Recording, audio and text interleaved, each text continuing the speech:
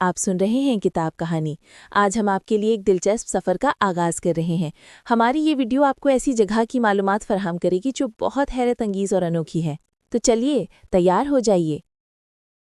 جنوبی بحر الکاہل میں بکھرے ہوئے جزائر سولومن، جو کبھی ایک بہت پرسکون جگہ سمجھی جاتی تھی، آج کل عالمی طاقتوں کی نظر میں کیوں ہیں؟ تو چلیے ذرا گہرائی میں اتر کر دیکھتے ہیں کہ آخر وہ کون سی طاقتیں ہیں جو اس ملک کی تقدیر کا فیصلہ کر رہی ہیں۔ تو سب سے بڑا سوال یہی ہے کہ جو ملک دنیا کے نقشے پر تقریباً نظر ہی نہیں آتا تھا، وہ اچانک بڑی طاقتوں کے لیے اتنا اہم کیسے ہو گیا؟ اس کا جواب ہمیں حالیہ کچھ واقعات میں ملتا ہے۔ پچھلے کچھ سالوں میں جزائر سلیمان میں بڑی ہلچل رہی ہے۔ دارالحکومت میں فسادات ہوئے، پھر حکومت نے تائیوان سے سفارتی تعلقات توڑ کر چین کو تسلیم کر لیا، اور اس کے فوراً بعد چین کے ساتھ ایک ایسا سیکیورٹی معاہدہ کیا جس نے پورے خطے میں خطرے کی گھنٹیاں بجا دیں۔ ان سب کو سمجھنے کے لیے ہمیں تھوڑا ماضی میں جانا پڑے گا۔ تو بھئی آج کو سمجھنا ہے تو ماضی میں تو جھانکنا ہی پڑے گا۔ جزائر سلیمان کی شناخت کو اصل میں دو بڑے تنازعات نے شکل دی ہے، ایک عالمی جنگ اور ایک مقامی خانہ جنگی۔ ذرا سوچیں، دوسری جنگ عظیم جو ہم کتابوں میں پڑھتے ہیں، وہ ان لوگوں کے لیے کوئی دور کی بات نہیں تھی۔ یہ جنگ ان کے اپنے گھروں میں، ان کی اپنی زمین پر لڑی گئی۔ تاریخ کی سب سے خونریز لڑائیوں میں سے ایک گواڈل کنال کی جنگ یہیں ہوئی تھی۔ اس نے نہ صرف تاریخ کا رخ بدلا بلکہ مقامی آبادی پر بہت گہرے اثرات چھوڑے۔ اور اکثر لوگ یہ بات بھول جاتے ہیں کہ مقامی لوگوں نے اس جنگ میں کتنا اہم کردار ادا کیا تھا۔ خود امریکی ایڈمرل ولیم ہالسی نے کہا کہ ان کے کوسٹ واچرز یعنی مقامی جاسوسوں نے ایسی اہم معلومات دیں جس نے جنگ کا پانسا ہی پلٹ دیا۔ اچھا، آزادی کے بعد ملک کو ایک بہت بڑے اندرونی بحران کا سامنا کرنا پڑا، جسے دی ٹینشنز کہا جاتا ہے۔ یہ بنیادی طور پر گوادل کنال اور ملایتا جزائر کے لوگوں کے بیچ زمین اور معاشی مواقع پر ایک نسلی تنازع تھا، جس نے ملک کو تقریباً تباہی کے دہانے پر لا کھڑا کر دیا تھا۔ یہ ٹائم لائن بتاتی ہے کہ حالات کتنی تیزی سے خراب ہوئے۔ بات دھمکیوں سے شروع ہوئی اور مسلح لڑائی تک جا پہنچی، یہاں تک کہ ملک کے وزیر اعظم کو اغوا کر لیا گیا اور آخرکار حکومت کو بین الاقوامی مدد کے لیے پکارنا پڑا۔ اور اس سب کی انسانی قیمت وہ بہت بھاری تھی۔ تقریباً 200 لوگ مارے گئے اور ہزاروں اپنے ہی ملک میں بے گھر ہو گئے۔ اس تشدد نے معاشرے پر ایسے زخم چھوڑے ہیں جو آج بھی محسوس کیے جا سکتے ہیں۔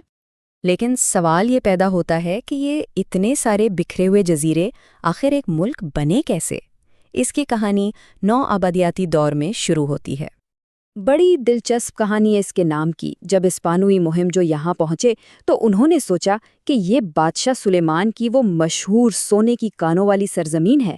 اسی غلط فہمی میں انہوں نے اسے جزائر سلیمان کا نام دے دیا، اس امید پر کہ یہاں خزانے ہی خزانے ہوں گے، لیکن حقیقت ظاہر ہے کافی مختلف تھی۔ تو ہوا یہ کہ 1893 میں برطانیہ نے ان جزائر کو اپنی حفاظت میں لے لیا۔ اس سے یہ الگ الگ جزیرے ایک انتظامی یونٹ تو بن گئے، لیکن یہ ایک بیرونی اتحاد تھا۔ اصل میں یہ ملک ایک قوم کے طور پر 1978 میں اپنی آزادی کے بعد ہی ابھرنا شروع ہوا۔ یہ سفر کافی لمبا تھا، پہلے برطانوی راج، پھر دوسری جنگ عظیم کا میدان بننا، پھر خود مختاری ملنا اور آخرکار 1978 میں مکمل آزادی۔ اس سفر کے ہر قدم نے ملک کے آج کے سیاسی اور سماجی ڈھانچے پر گہرا اثر ڈالا ہے۔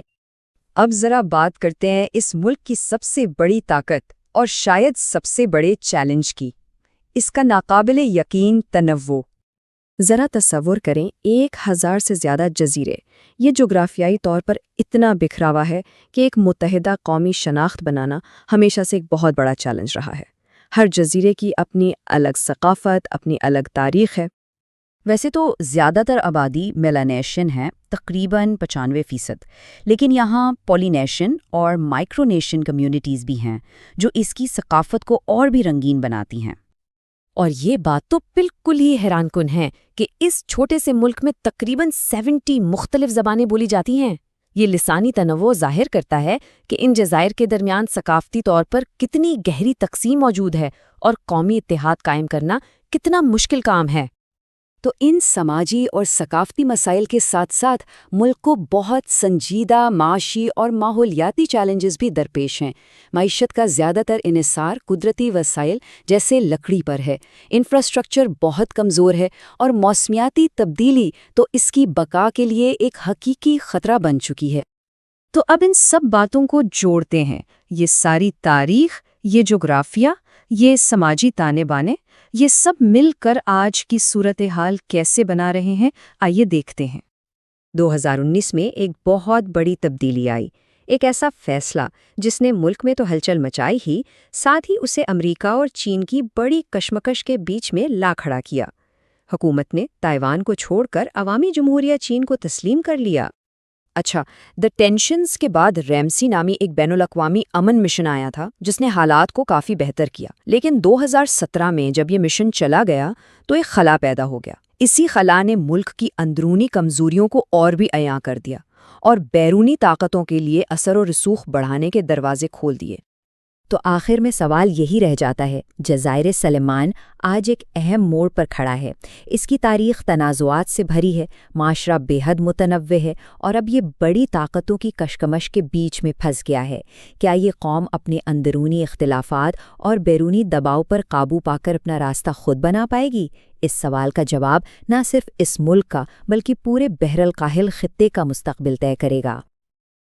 تو ہماری یہ معلوماتی ویڈیو یہیں اختتام پذیر ہوتی ہے۔ ہم امید کرتے ہیں کہ آپ کو یہ سفر پسند آیا ہوگا۔ جو باتیں ہم نے آپ کو بتائی ہیں، اگر وہ آپ کے لیے نئی تھیں تو کمنٹس میں ضرور بتائیے گا۔